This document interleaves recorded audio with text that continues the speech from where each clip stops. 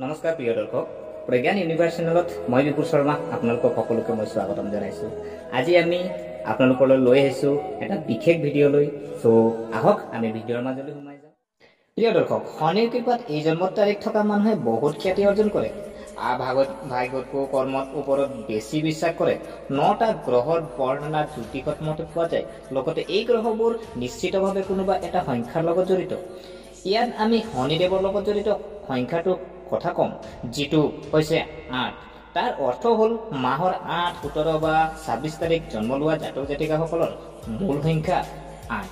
8 নম্বৰৰ দ্বাৰা প্ৰভাৱিত হোৱা লোকসকলে ভাগ্যতকৈ কৰ্ম বেছি বিশ্বাস কৰে। তাৰোপৰি তেওঁলোকে বহুতো ধন সম্পত্তি উপাৰ্জন কৰে।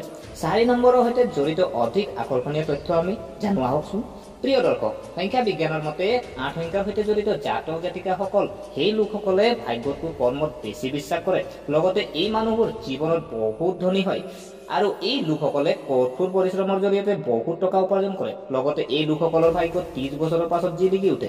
এই ৰেডিক্স সংখ্যাৰ সৈতে জড়িত লোকসকলে বস্তুগত সুখ কমেও উপভোগ কৰে, অৰ্থাৎ এনে লোকে সাধাৰণ জীৱন যাপন কৰে আৰু উচ্চ চিন্তাধাৰা কৰে। সেইসকল লোকে কাৰোবাৰ লগত তৰ্ক কৰিলে সেই বিষয়ত গভীৰতাত উপনীত হয়। সংখ্যা বিজ্ঞানৰ মতে 8 নং মূলৰ লগত জড়িত লোকসকলৰ স্বাধীনতা ভাল পায়।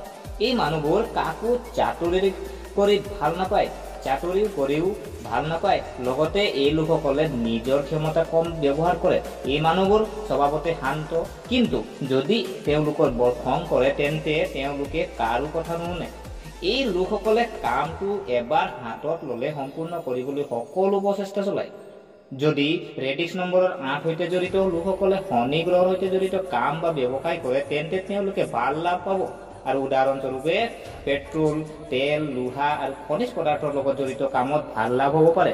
যদি আপুনি চাকৰিৰ কথা কওঁ তেন্তে এই লোকসকলে যদি অভিযান্ত্ৰিক, ইলেক্ট্ৰনিক্স, অটোমোবাইল, তেল, পেট্ৰল পাম্প, ৰিয়েল এষ্টেট, নিৰ্মাণ সৈতে জড়িত কেৰিয়াৰ বাছি লয় তেন্তে তেওঁলোকে ভাল সফলতা লাভ কৰিব পাৰে। গতিকে আশা কৰোঁ আপোনালোকে ভিডিঅ'টো চাই ভাল পালে।